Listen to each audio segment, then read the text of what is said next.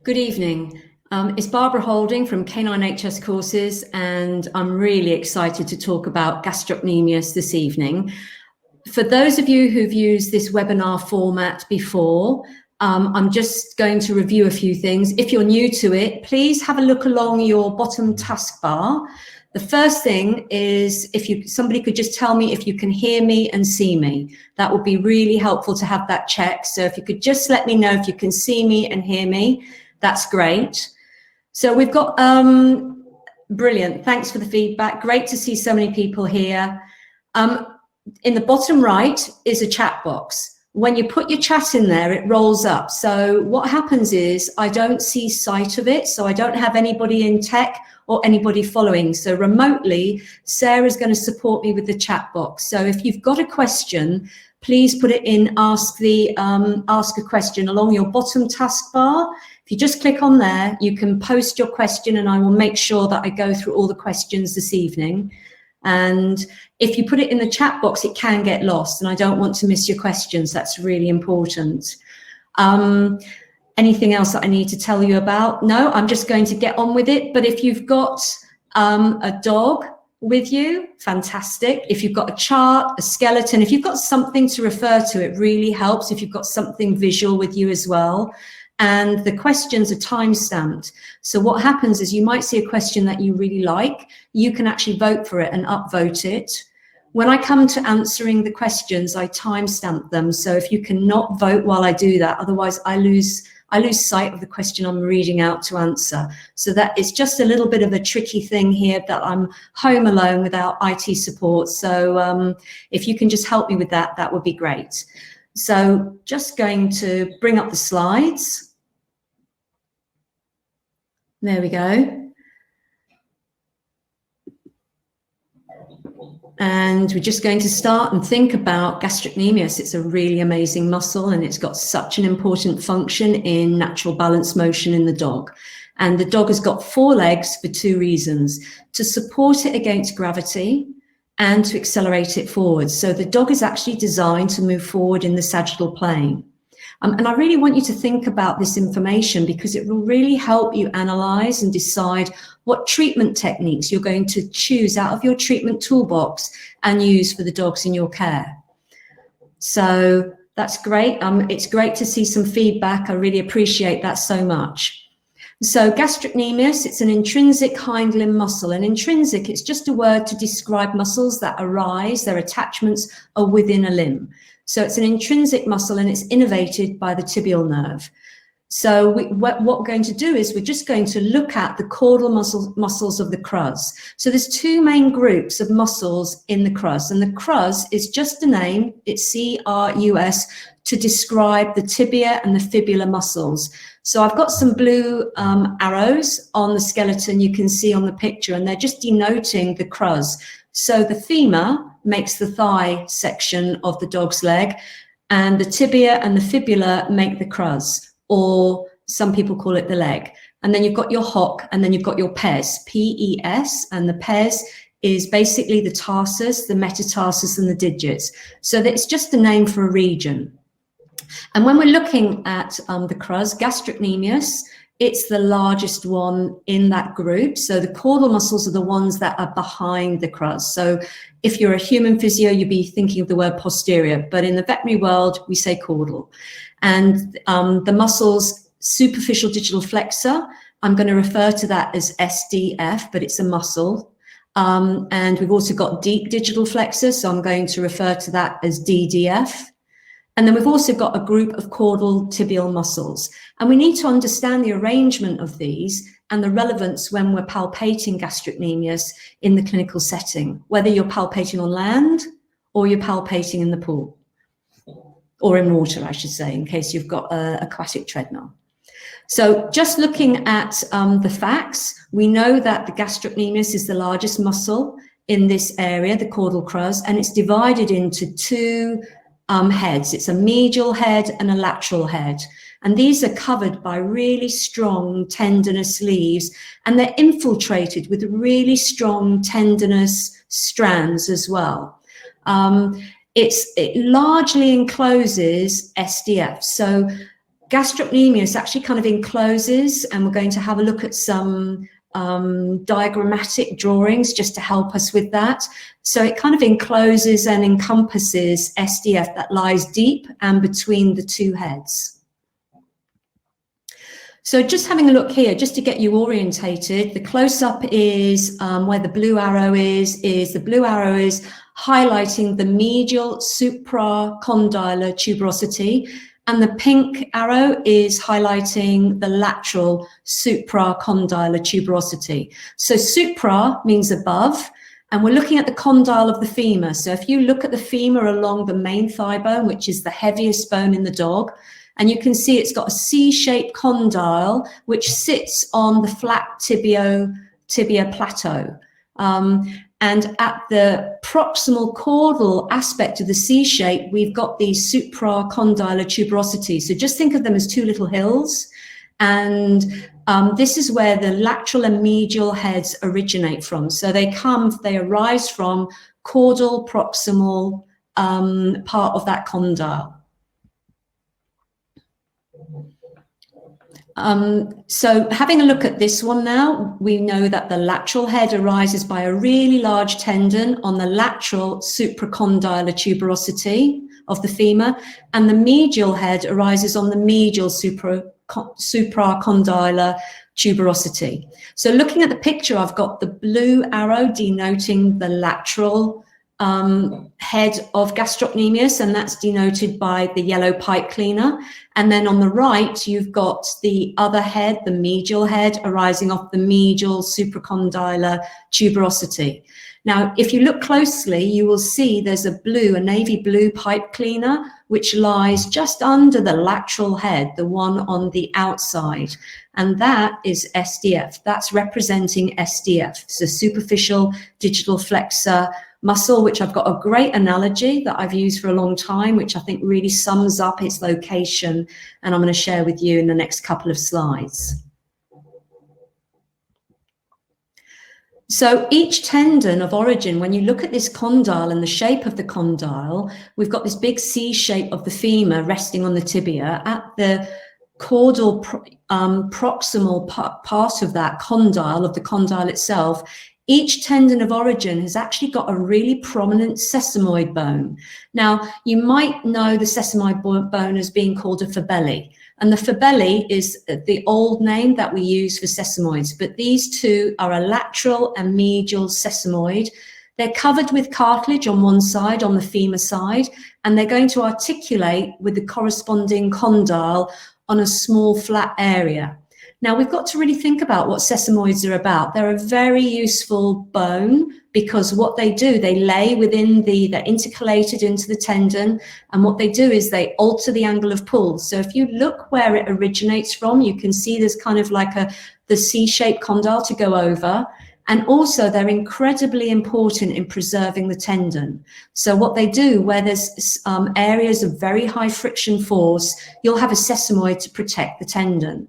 So if you think of it like a rope going over a hill, like over a hilltop, and you'd have a cleat in there, think of the sesamoid as a cleat. So it's altering the angle of pull, but it's also preserving that rope from fraying and from damage over a lifetime of action. Because the one thing we know, and it's a fact, is that the greatest pull is at the muscle's attachments. So you've got a much higher force at the origin and the insertion, and that's why you have tendency to find your muscle injuries are at the origin and insertion of a muscle. So because it's where the greatest forces are. So it's a great biomechanical design to help preserve that tendon of origin. I'll just move on to the next slide. And again, you can just see the navy pipe cleaner under the lateral head. So this is the right-hand picture is the caudal aspect, and you can just see the navy pipe cleaner there. So now I'm going to talk about superficial digital flexor. Let's get really excited about this. It's enclosed by the two heads of gastrocnemius, and it lays on the deep digital flexor, the DDF, and also the popliteal muscle. So the popliteal muscle and the DDF are against the bones, against the tibia and the fibula, and then laying on top of that is SDF, and then on top of that is gastrocnemius. So building your 3D imagery of the location of the muscles will really help you with your palpation skills when you're locating injuries clinically. So the origin of SDF, get really excited about this, it actually is with the lateral head of gastrocnemius. So it arises off that lateral supracondylar tuberosity of the femur. It's really, really kind of, well, it's kind of not fused, but very intimate with gastrocnemius at that point. So it's a very close relationship that they've got. Now, I've got some slides coming up now with some pictures. So just to really go through it. Looking here there at gastrocnemius, we can see is represented by the yellow shaped plasticine. You've got the two heads, you've got the lateral head, and you've got the medial head. And deep within it is SDF. So enclosed between them, it tends to be a little bit more proximally and distally, a little bit further. So one of my favorite analogies that I've used for many years is I want you to think of an American hot dog. So if you think of gastrocnemius, the medial and lateral heads, think of them as the two bread buns in a hot dog shape roll. And then if you think of SDF as the wiener, as the sausage lying between the two rolls, and then literally turn it upside down. And that's what you've got. You've got the wiener, the sausage that extends slightly beyond the bread rolls and going off to slightly to the lateral aspect. And then you've got gastrocnemius encompassing, kind of enclosing it as the bread buns. And it's a really good analogy to understand that relationship, because there's this amazing biomechanical design in the tendon of insertion lower down, where we get a lot of injuries clinically, that I want to share with you because it's such a cool thing. So if you think of it, SDF is deep to gastrocnemius. So its tendon as it comes down is going to be nearer the bone than gastrocnemius. It's going to be more cranial, and proximally, gastrocnemius's tendon is a little bit more caudal, but that all changes. In the bottom right-hand pictures, just again, I've reflected back the bread bun so you can see SDF.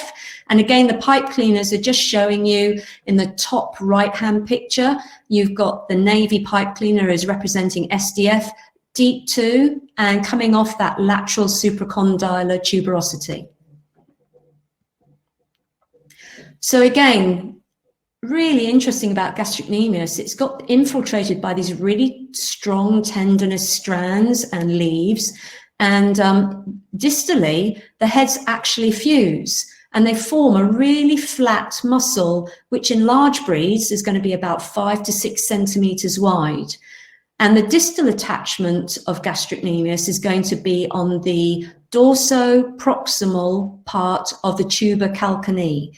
Now, the tuber calcanei is also known as the tuber calcis. So sometimes you'll find different words in different anatomical texts. It depends on the age of it, and it kind of reflects when you learnt your anatomy. But essentially, it's the point of hock. Just move on to the next slide. So this is where I want to have a look at. If you look on the main picture, you can see SDF tendon arising, the tendon of its insertion. And what happens?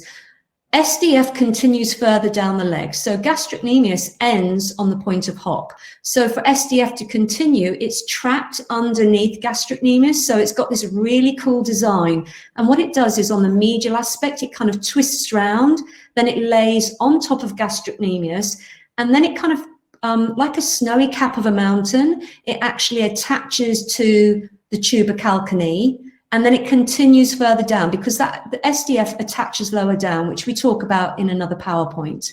But today, just for you to understand that you've got this amazing design feature where SDF on the medial aspect twists round and then it continues down so it can continue its journey further down the leg, and gastroc, so where it inserts, is actually lying cranially towards it.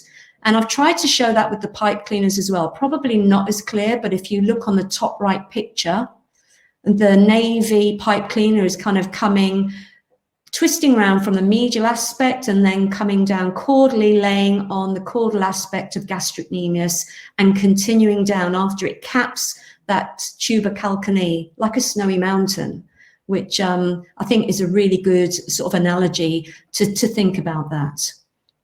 So I just want to go back to this picture here. Just really want to orientate you now. Gastrocnemius, you can feel it, but what we know is proximally and on the lateral aspect, it's actually covered by biceps femoris. And proximally, so kind of just below where the green arrow is, and on the medial aspect, it's covered by semitendinosus and gracilis. And so not all of it is superficial, just lying under the skin. So you've got to be very particular when you're palpating the belly of gastrocnemius, that you are definitely on that part of the muscle, rather than actually venturing into the fascial arrangements of biceps fem and semitendinosus and gracilis.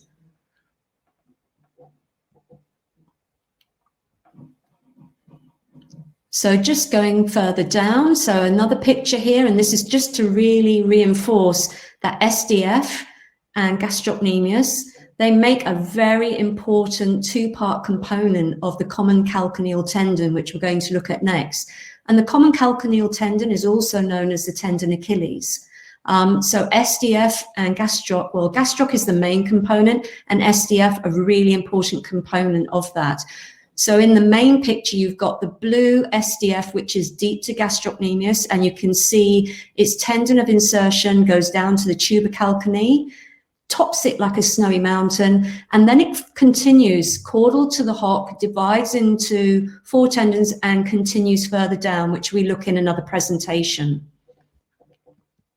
So let's talk about that common calcaneal tendon, because it's incredibly important. Clinically, injuries, whether it's a partial or a total rupture to it, are race-ending career injuries, because it's such an important structure in the powering of the dog. Thank you. Sarah's just putting some of the muscle names in there if they're new to you, because they're not all written down. So just so you don't miss it, we do know that a lot of people watching English is their second language, and they've been a little lost with my dialect sometimes. So we just want to give you a few hints in the chat as we go through that. So gastrocnemius is the main component, and my analogy for this, my story for this that I love, is think of a really big ship's rope where you've got lots of different fibers all twisted round. You've got 2 main fibers twisted round, which is gastrocnemius tendon and SDF tendon. But as well as that, you've got 3 other components. So this structure, the tendon Achilles or the common calcaneal tendon, is incredibly important in the powering of the dog in natural balance motion. So the other muscles that contribute to it are going to be biceps femoris, which throws out a tendon into that ship rope, and semitendinosus and gracilis. And so if you think of those 5 parts all twisting around together, the 2 main parts are gastrocnemius and SDF, and the other 3 components are incredibly crucial to it, and they're all enclosed in a connective tissue sleeve. So if you think of it like that, you can see what an incredibly important structure it is. So a really top clinical tip, when you come to palpating your common calcaneal tendon, if you start at the point of hock at your tuber calcanei, and if you purse your fingers, I don't know if you can see, but if you can purse your fingers like that, depending on the breed, or I tend to use the side of my finger and my thumb, and I'm going to just go very quietly up and down with great mindfulness and palpate the quality of the common calcaneal tendon. Now, if you've got a rupture or a partial rupture, you will feel it's much stringier. It's not as thick. But also don't forget, if the dog's been offloading a limb, it won't engage. So you'll feel a difference in the tone in gastrocnemius as well, because it won't be engaging, so it will feel thinner. And that's a really useful tip when you're palpating that structure. So another great clinical tip is, where does this muscle get injured? Without a doubt, it's going to be where the greatest forces are. So the greatest forces for gastrocnemius are going to be at its origin, and at its insertion. Now, what we do know is that your springers, the dogs that bounce a lot, they have terrible problems with the SDF part of that component, and the SDF tendon actually slips around the hock. Sometimes they screw that to pin it in. So again, this is the dogs that really bounce on those back legs. So really check it out in those breeds. And I've got another really top tip with the elderly dogs as well, which I'll cover in a little while in a few more slides. So when you're palpating these structures, it's a two-way communication. And when you're palpating and getting a feel using therapeutic touch, you can use direct contact, which is your hands on the dog, obviously, but you can also use non-direct contact. And these are techniques that we show in our instructional Canine TV videos, which I'm going to tell you a little bit about, because we've got some great news to tell you shortly. It's really important that you use therapeutic touch to get accurate information when you're assessing and reassessing structures, because we know it's a fact that the dog will change its muscle tone, definitely with its emotional state. And if the dog is finding it uncomfortable, is in stress, is going into flight, fright, or fool around, you're going to be palpating the emotional state of that muscle and tendon rather than the physiological state of it, which you need as a therapist. So therapeutic touch and palpation, if you want to know more about that, there's a free webinar which sits on our YouTube, Canine HS. And I just want to talk about therapeutic touch. It not only gives you incredibly accurate assessment information to make your decisions with, it also builds this very important professional bond with the dogs that you're seeing in your professional care. And you're going to be really mindful of the dog's feedback signals and their behaviors moment by moment as you adjust your palpation techniques. Just move to the next slide. So, muscle facts, gastrocnemius actions. Let's really think about what this is doing. So we know from research that both heads are active throughout the stance phase. And the medial head also is supported by additional information that this is active in the stance phase of all gaits, including slow walk. And these are really important bits of information for you to consider when you're deciding on your treatment techniques. And this is where we've been discussing over the duration of all the different webinars, how important your static work is, as well as your dynamic work, particularly in hydrotherapy, where lots of people are doing lots of dynamic work, which is great, but they're missing out on the static work on the pods and in the aquatic treadmill, which is absolutely crucial to activate specific muscles within a sequence. So we also know that 50% of the muscle fibers in both heads are slow twitch type 1 fibers. And we do know that we've got activation in quiet standing as well as in locomotion. So this information is going to be really powerful for you when you're deciding what kind of static techniques that you're going to employ and at what part of the movement where you can maybe introduce one dynamic step where you have your first contact, midway, and then your breakover, because you can really powerfully activate key muscles there doing that. So what we do know overall, the primary muscle function of gastrocnemius is about extending the tarsus. So a top tip for you, anything that attaches to the tuber calcanei is going to extend the tarsus, okay? But the main muscle and the main primary function of gastrocnemius is to extend that tarsus, and it's during the stance phase. So it's about resisting gravity. Right at the beginning, let's go back to that. The dog has got 4 legs to support it up against gravity.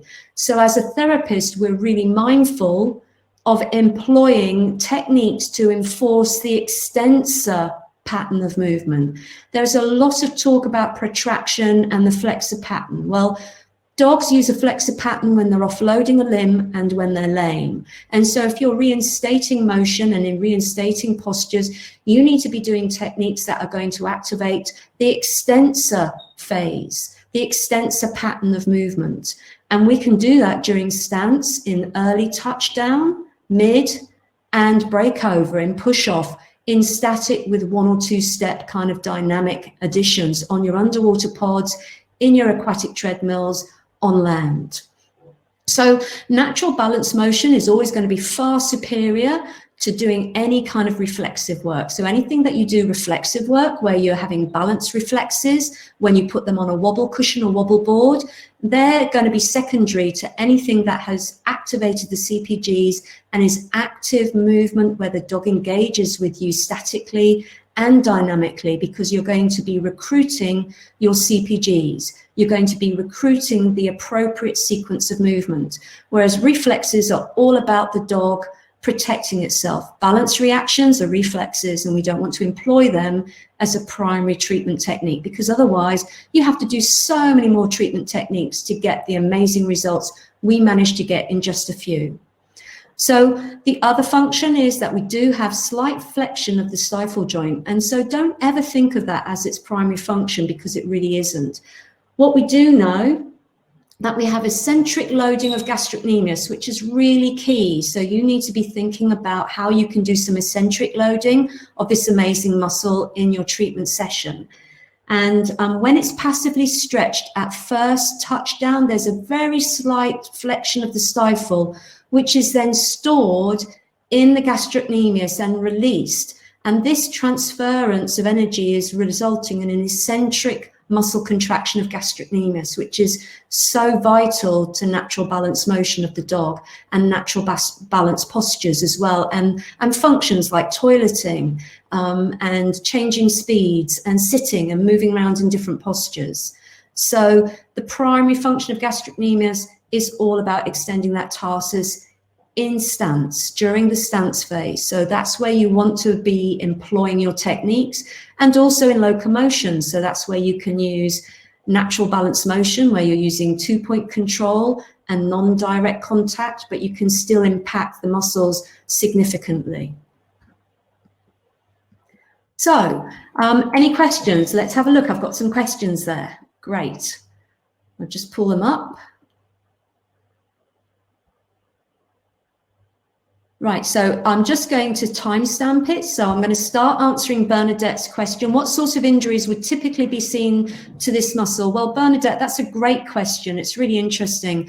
It's rare to see things mid-belly. Where you're going to have injuries will definitely be at the insertion, or maybe just the 1 or 2 centimeters above the insertion. That's a very prime area on most breeds, but also on the muscular tendinous junction. So where that tendon goes into those strong tendinous leaves and infiltrates with those strands in the 2 heads, just where they are distally. That muscular tendinous junction is a really prime site, both in humans but also in dogs, because of the nature of this eccentric loading. So I hope that helps, Bernadette. I've got another question here. So I'm just going to answer another question from Bernadette. Thank you very much for asking some questions. So what activity or action is likely to cause an injury to this muscle? It's going to be high force. So it's going to be anything where you've got a high acceleration speed, or a high force where the dog maybe jumps and lands back down on the limbs. So which causes a huge impact both in the stifle supporting structures, but also in that muscle. And it may be a sudden slip, a sudden break, a sudden twist and turn if you're using balls throwing and the dog turns direction. Anything where you've got a very high force suddenly, especially when you're loading the leg, which can cause problems for this muscle particularly. I hope that helps, Bernadette. I'll just timestamp that. So just wanting to have a little chat to you about what we're going to be doing in this, and we're very mindful of what's going on worldwide at the moment. So first of all, just to let you know that Canine HS, the website resource page, I get asked this every live event: where do I get my free CPD certificates? And they are free to you, but they cost us. So we do really invest a lot in producing these webinars. So if you like them, please let us know in the feedback in the chat box if you want more of these, if you like them, if you're finding them useful, because we really rely on your feedback whether we keep going, because we take 2 or 3 days to actually put this together. And then we've got your CPD certificates, which are free to you, and you can claim them, but you need to go to Canine HS Courses website, and you go on the resources page, And on the top of the resource page is claim your CPD certificate, and you've got a form to fill out, and then you will get one sent to you. Now, part of the requirement is that we abide by IRVAP and the ICH. So IRVAP is the Institute of Registered Veterinary, Animal and Physiotherapists, and it's got a subgroup called the Institute of Canine Hydrotherapists. And the ICH is now recognised by all the insurance companies. It's got equal standing, if not more, than other trade associations. And it's got a huge number of veterinary physios who specialise in hydrotherapy, as well as having hydrotherapists who want to advance their practice. So you need to abide by their regulations of CPD. So I need a paragraph. The paragraph is feedback on how you feel this information's helped you. It isn't feedback on us, it's feedback on how you feel this might help you. So reviewing the information, maybe rethinking about your assessment, maybe having some more knowledge about gastrocnemius and looking at it from a clinical context.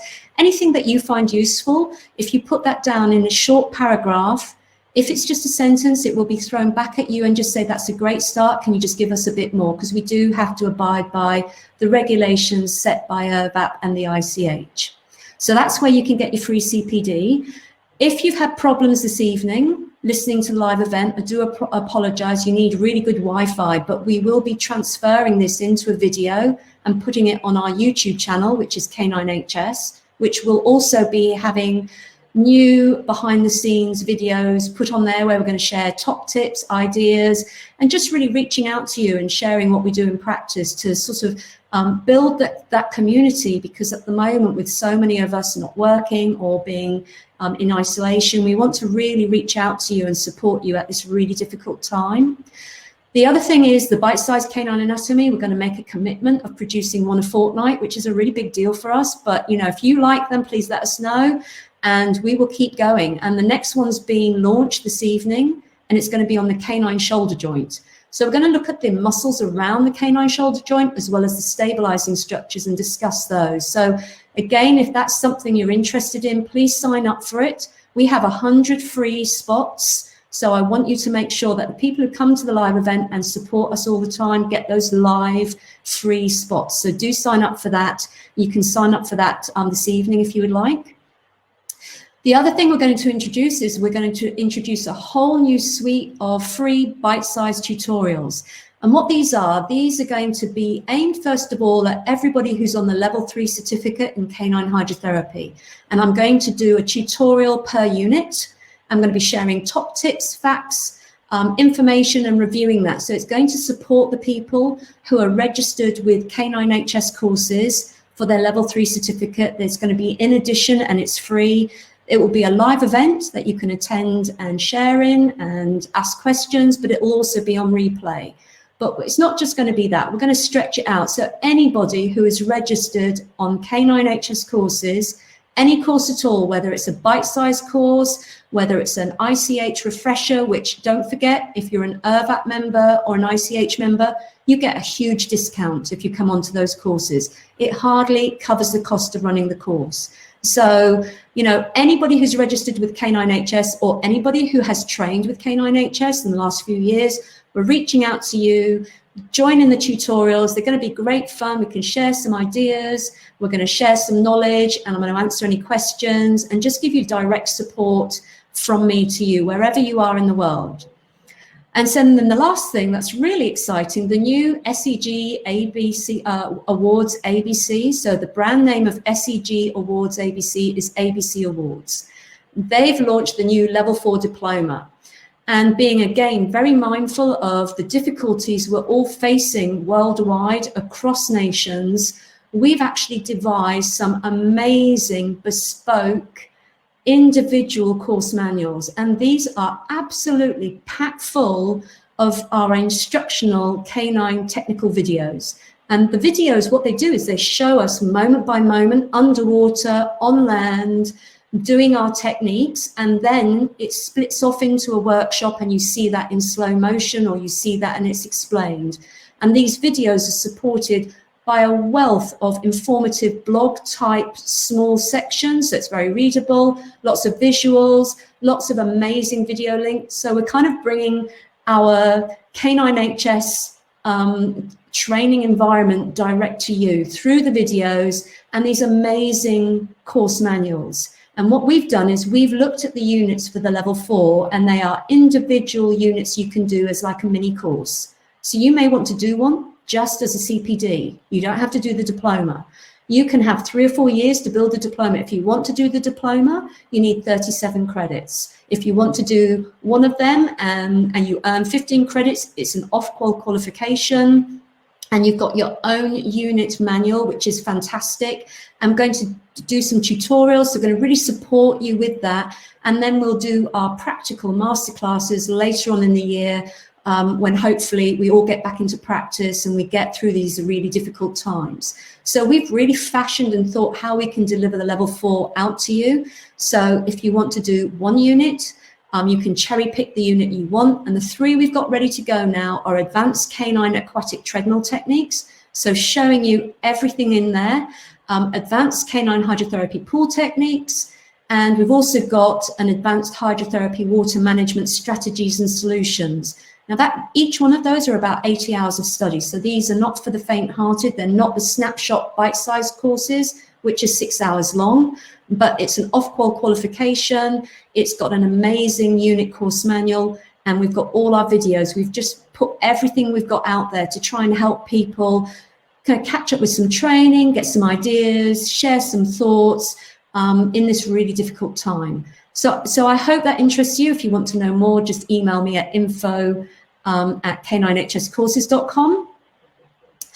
June, yep, there are discounts. I've just seen a question. Please put it in, ask the question. I'm so glad I saw that.